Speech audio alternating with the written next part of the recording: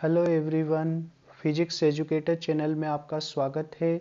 आज अपन pathfinder book से current electricity की एक कॉन्सेप्चुअल प्रॉब्लम सॉल्व करेंगे। इस प्रॉब्लम में ये दिया गया है, the circuit shown consist of 3 identical ideal voltmeters A, B and C, 5 resistors and an ideal battery. Find readings of all the voltmeters in terms of the terminal voltage V of the battery. यहाँ पे देखिए तीनों volt meter identical हैं, इसका मतलब तीनों का internal resistance equal होगा। तीनों आइडियल हैं, आइडियल वोल्ट मीटर का मतलब हो गया इंटरनल रेजिस्टेंस इनफाइनाइट है।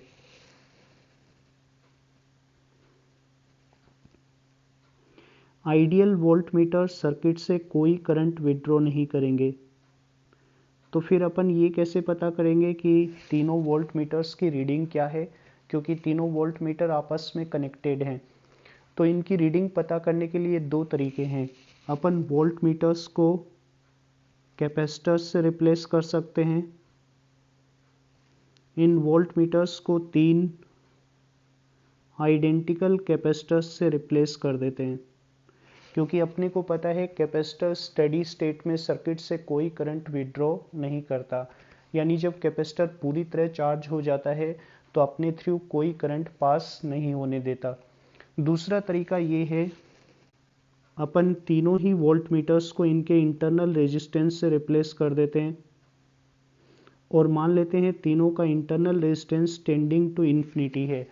इस केस में अपन ये मान के चलेंगे कि वोल्ट मीटर आइडियल हैं, इनका इंटरनल रेजिस्टेंस बहुत ज़्यादा है, फिर भी ये सर्किट से थोड़ा सा करंट विड्रॉ करेंगे।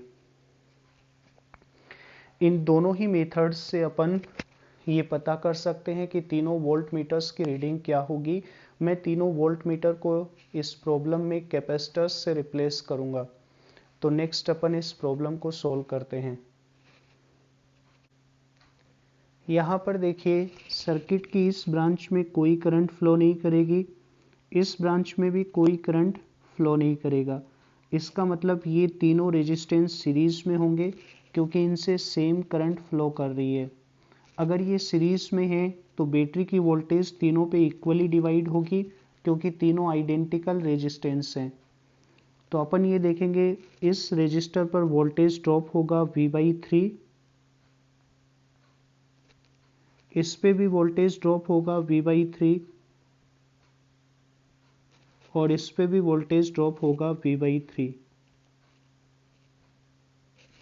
अपन इस नोड पॉइंट का पोटेंशियल अज्यूम कर लेते हैं, मान लेते हैं ये 0 वोल्ट है, तो यहाँ पे पोटेंशियल हो जाएगा V वोल्ट। और अब देखिए इस रेजिस्टेंस पे ड्रॉप हो रहा है V/3, तो इस नोड पॉइंट का पोटेंशियल हो जाएगा V माइनस V/3, यानी यहाँ पे पोटेंशियल 2V/3 होगा। तो मैं यहाँ पे पोटेंशियल लिख देता हूँ 2V/3। सिमिलरली इस रेजिस्टेंस पे ड्रॉप हो रहा है V/3, तो यहाँ पे पोटेंशियल हो जाएगा 2V/3 माइनस V/3, यानी ये V/3 आएगा। तो यहाँ पे पोटेंशियल लिख देता हूँ V/3। सिमिलरली अपन ये देखेंगे इस ब्रांच में कोई करंट नहीं जा रही है, तो इसका मतलब ये रेजिस्टेंस R और 2R दोनों सीरीज में होंगे, दोनों में सेम करंट फ्लो करेगी। सीरीज में वोल्टेज ड्रॉप रेजिस्टेंस के रेशियो में होता है। यहाँ पे अपने पास वोल्टेज है 0 और यहाँ पे है V वोल्ट, तो ये V वोल्टेज R और 2R पे रेजिस्टेंस के रेशियो में डिवाइड होगा, यानी R के ऊपर वोल्टेज ड्रॉप होगा V/3 और 2R के ऊपर वोल्टेज ड्रॉप होगा 2V/3। तो इसका मतलब है इस नोड पॉइंट का पोटेंशियल हो जाएगा V माइनस V/3, यानी 2V/3। अब अपन ये डिसाइड करेंगे कि तीनों जो वोल्ट मीटर हैं उनकी रीडिंग क्या है। तो मैं इन वोल्ट मीटर्स को 3 कैपेसिटर्स से रिप्लेस कर सकता हूं।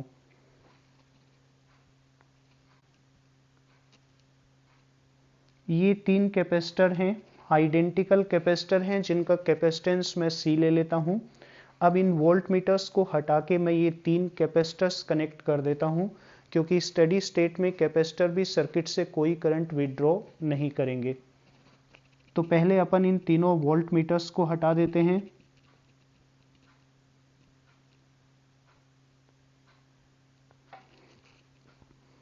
और अब अपन इन तीनों कैपेसिटर्स को यहां कनेक्ट कर देते हैं।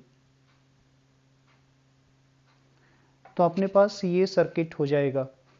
मैं इनको सेपरेटली यहां पे ड्रॉ कर लेता हूं। यहां पे देखिए, इस नोड पॉइंट का पोटेंशियल अपने पास है 2V/3, इसका पोटेंशियल अपने पास है V/3 और इस नोड पॉइंट का पोटेंशियल है 2V/3। मैं मान लेता हूं इस नोड पॉइंट का पोटेंशियल है x। इस डायग्राम को मैं नेक्स्ट पेज पे ले जाता हूं। सबसे पहले अपन x की वैल्यू फाइंड आउट करेंगे।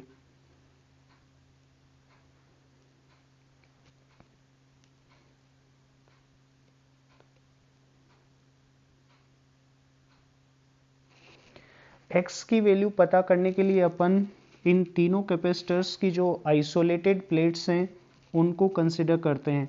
यहाँ पे देखिए, अगर मैं इन तीनों प्लेट्स को एक सिस्टम लूँ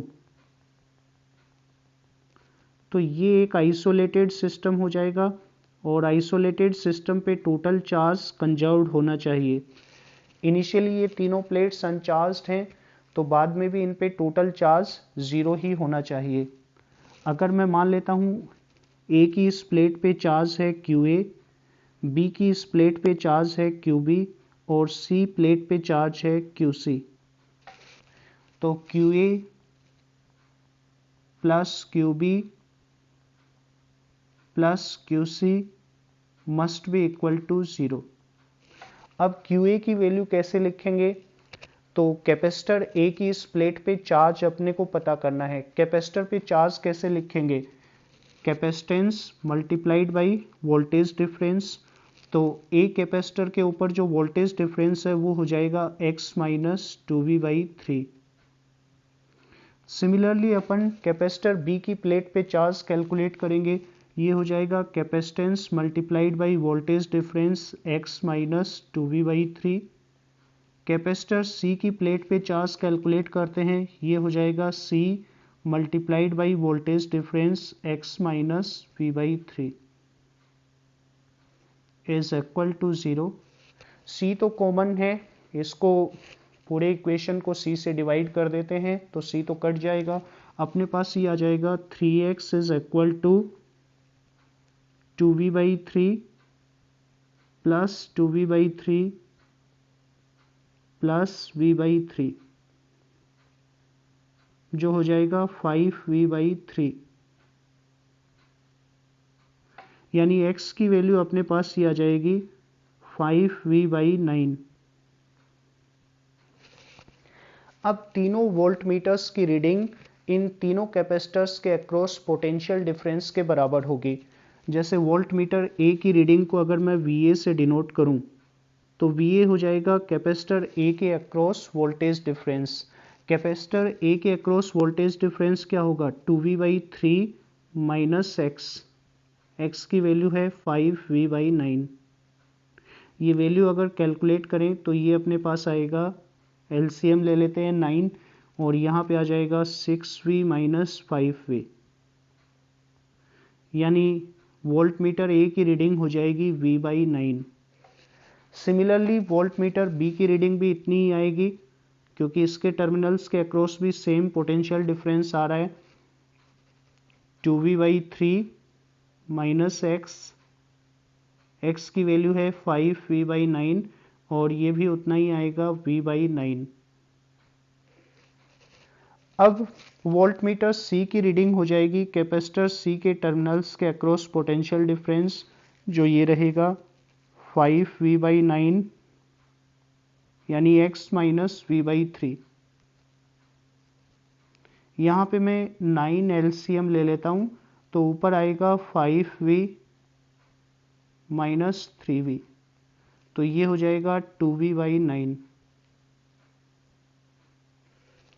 तो वोल्ट मीटर ए और बी की रीडिंग सेम रहेगी v/9 के बराबर, और वोल्ट मीटर सी की रीडिंग होगी 2v/9 के बराबर। ये अपना आंसर हो जाएगा। अल्टरनेटिवली अपन इन वोल्ट मीटर्स को रेजिस्टेंसेस से रिप्लेस कर सकते थे और ये मान सकते थे कि रेजिस्टेंसेस के अंदर लो करंट फ्लो कर रही है, तब भी अपन ये पता कर सकते हैं कि तीनों वोल्ट मीटर्स पे रीडिंग क्या होगी।